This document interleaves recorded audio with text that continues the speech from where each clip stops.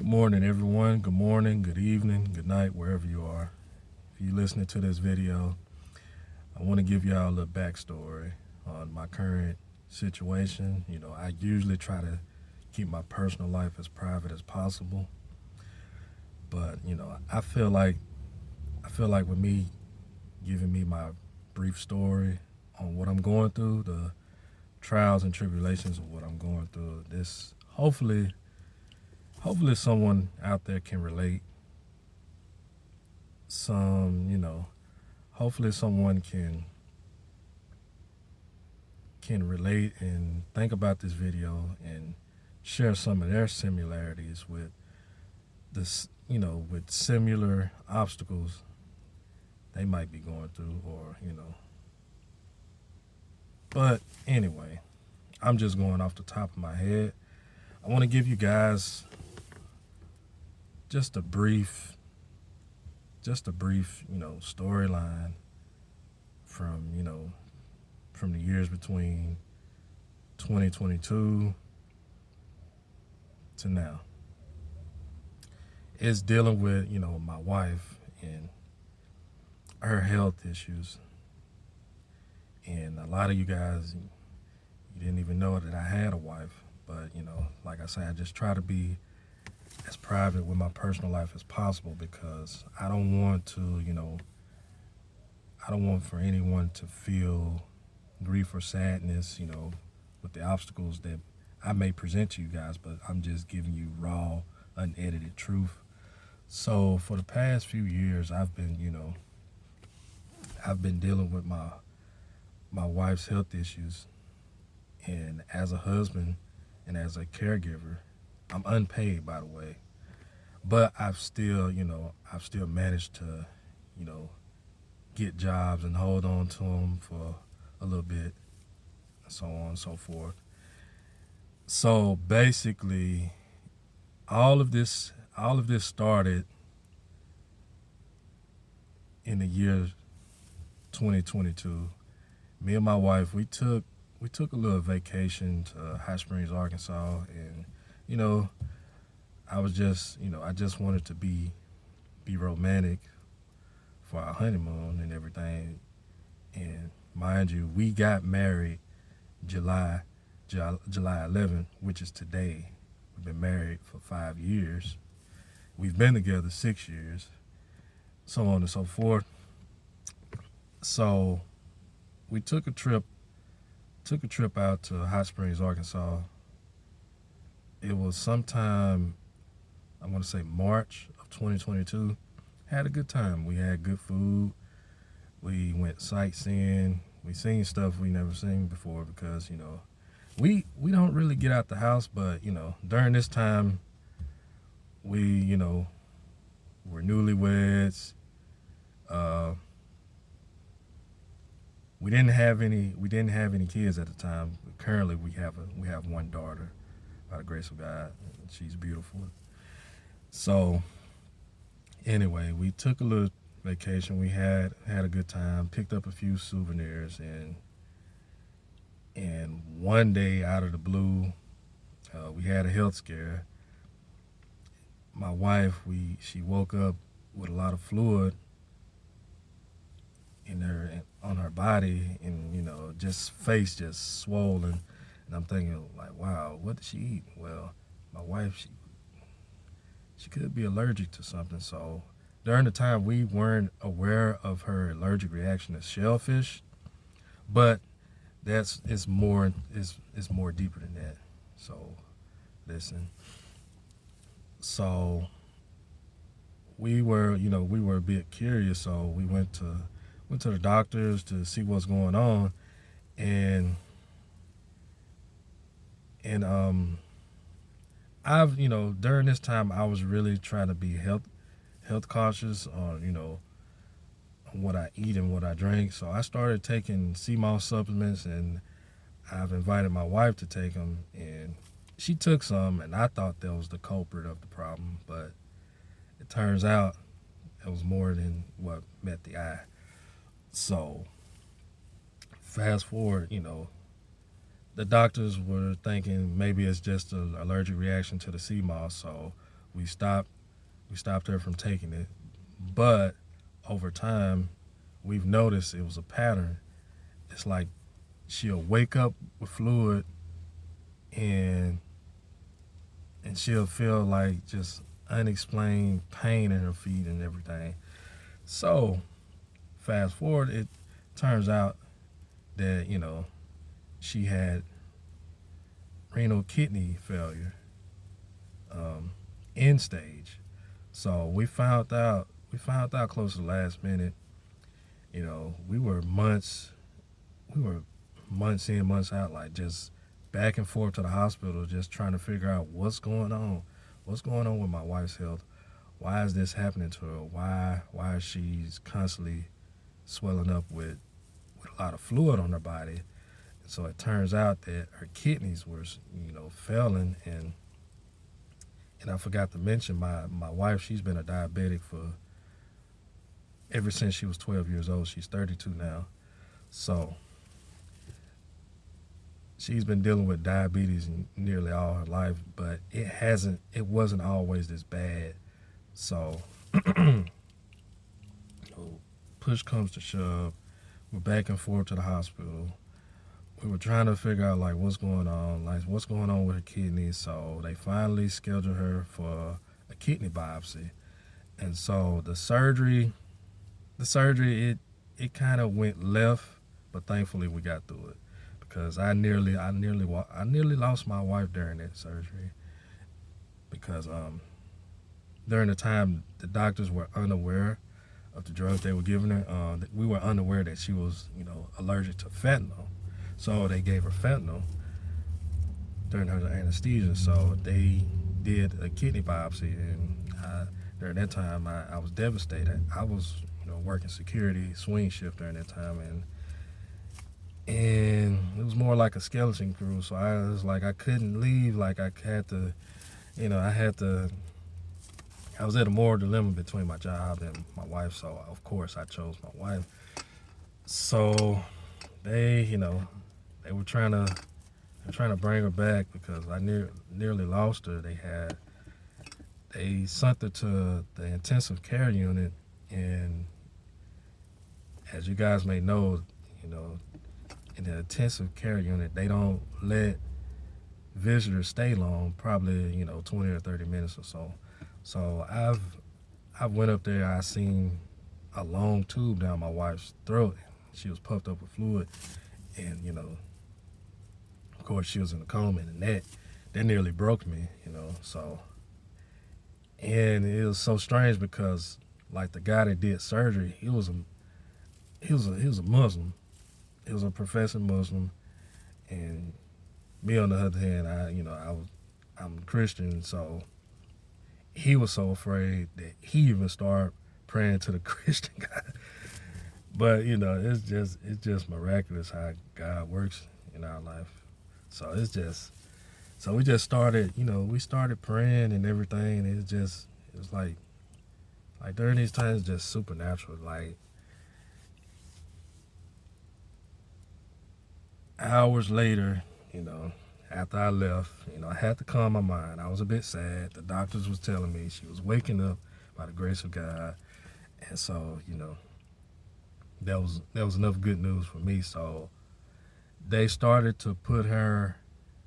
They didn't start the dialysis right away. They started to put her on diuretics to keep the swelling down, and They tried to put her on like a strict kidney diet where she couldn't eat certain foods or drink certain liquids and stuff like that. And that was a bit hard for my wife because, for one, my wife, she's a picky eater, and for two, she she likes what she likes. So anyway, we started to do that, and we noticed that it just started to get worse and worse from downhill, and so push comes to shove. My wife was 5% of her kidneys functioning. She nearly died again. I went to work more and more. I was doing I was a general laborer at this warehouse company. I'm not going to mention the name, but I I was doing it at the time, and this was the day that my wife lost half her sight. She's partially blind, but she sees enough to understand what's in front of her. But this is the straw that broke the camel's back. So I left out early in the morning to go to work. She locked the door. We said our goodbyes. I kissed her and everything. And all of a sudden, boom! I heard a thud.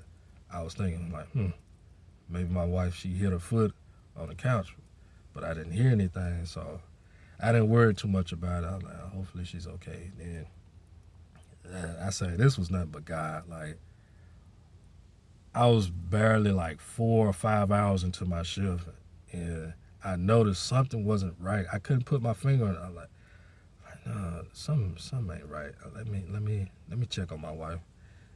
I tried to call her, she ain't pick up. I tried to text her, she didn't pick up. I'm like, no, this is not my wife. So I asked to be released from work early. So I left from work early, and my intuition, my gut feeling that I felt, it was right. Came home, my wife, she was laid out, halfway conscious, and she blacked out. She blacked out once again. So what I did, what any husband could have did, I called the paramedics, and they got her. They sent her to the ER, and that was like the day. That day right there, it literally, man, it changed everything. Like, my spirits was broken. Like, I just wanted to give up. Like, so much was going on. I was missing days from work, trying to care for my wife. One of the hospitals that she was transported to, they only kept her for 1 day, and they didn't even come to the conclusion of what the problem really was, of why my wife couldn't see. So of course it was dealing with her, her sugar, her diabetes. So she had to, we had to go through months and months of us retinal detachment surgeries and stuff like that. Of the doctors constantly looking at the progress of her eyes, because she had these huge blood clots in her eyes where she would just see black strands, and I guess where the blood clots, where her veins were, and it was just very, very, very demanding, because I don't know if you guys, I haven't mentioned that I don't have family here, but she has her sisters, but her sisters and brothers, but they're not really reliable. And so, like, the support that we had, it was slim. Like, of course we had the church. That was like the only support system that we had. But as far as like immediate family members to be there, we didn't have that. And still to this day, we don't have it, even with our daughters. So fast forward, I nearly lost my wife around that time. Then finally, they put her on dialysis, but it wasn't her primary doctor. It was the doctor. It was a whole different hospital called Christus. Christus helped save my wife's life. They finally put her on dialysis, and she was doing so much better. And to this day, she's still on dialysis. And I even offered to be a donor to my wife, but she also needs a kidney and a pancreas. So these everyday battles that we face, that we're still facing, it's getting. I feel like it's getting better, but still there are times where where our faith is being tested, where my faith is being tested, and I question I question reality at times. Like I feel, I numb myself. I try not to think about things. I try not to think about, my current situation. I try to, just focus on things that I like doing. Like I like laughing. I like reading. Like exercising. I like playing video games. And like I just like doing things to keep me rounded. Keep me grounded. That's the word. So anyway, my wife, she's been on dialysis for the past 3 years. I've even offered to, be a donor, but she insisted that I wouldn't because, she was worried. She was just worried about my well-being and everything. But push comes to shove, I would make that sacrifice for my wife. But I can't force any decisions on my wife that she doesn't feel comfortable with. And it's a big step. And even with us not having any family, with me not having any family, still trying to get my daughter into childcare. That's been tough because childcare is expensive. So we're currently in the process of getting childcare assistance and stuff like that. But like the whole ordeal of what we're going through, it's not it's not even with just my wife anymore. It's with our daughter now. She was actually born a preemie. She came 28 weeks, and she's now a healthy 16-month-old baby. Uh, you know, I wish you guys could see her. Maybe I'll post some videos on here if I get comfortable. But yes, she's healthy. She's laughing. She's at her normal age. She was born February 12th of last year. So that's a blessing. I look at all we've been through. Though these battles are tough, we still pushing through. And it's like I say, I want to give up. I want to give up every day, but I still push through. I still persevere. But I still, at the same time, I still question. I still question reality. I still question, what is the point of all this? Like, there's times I just wish I was back in my hometown, just with family and stuff like that. But circumstances, not having stability at my job, not having a stable babysitter, and that can be very overwhelming. It's very overwhelming. Just dealing with everyday life struggles and life responsibilities. Just feel like so much is on me as a man, and just stuff like that. But I'm sure there are other young people or even middle-aged people like myself that are caregivers.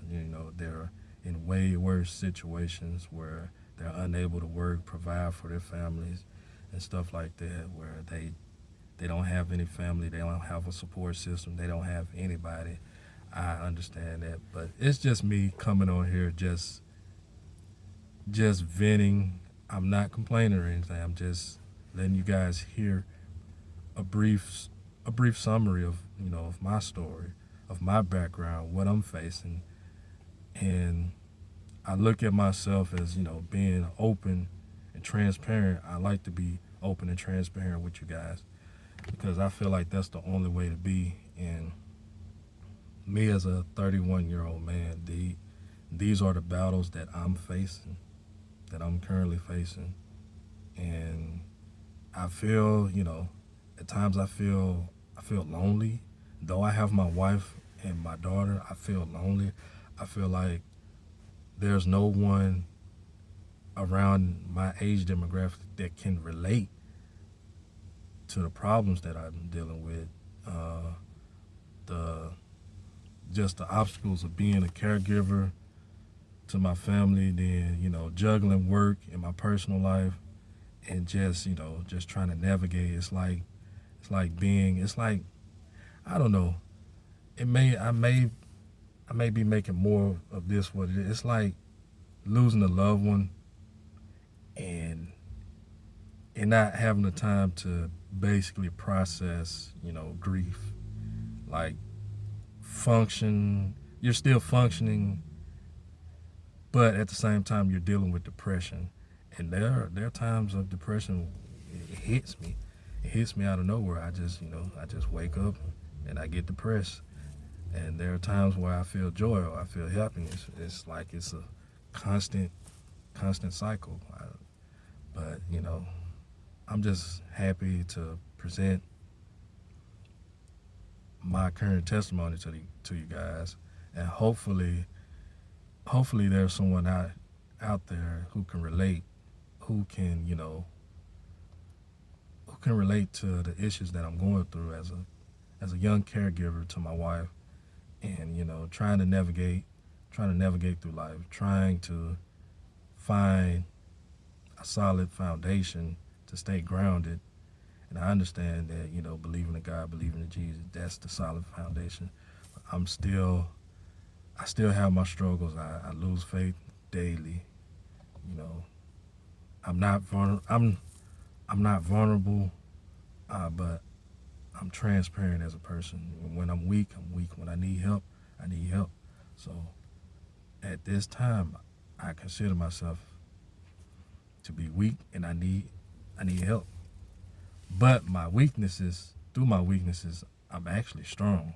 So it's just me just being transparent as a man to you guys. I'm so glad y'all were here to listen to my story, my backstory, and hopefully this inspires somebody to just just be kind to people, just be understanding, because you never know what a person may be going through in their life. They could be smiling, but deep down inside, they could feel anguish, they could feel anxiety and pain. They want to give up. So, but giving up is not a part of my journey. It wouldn't be a journey if it was just meant for me to give up. It wouldn't be a journey if the Lord brought me here this far to just drop me. No ifs, ands, or buts. So there's more to the story. Just have to keep writing the book. I just want to thank you guys for listening to my story. Be sure to like and subscribe. Till next time, y'all be blessed.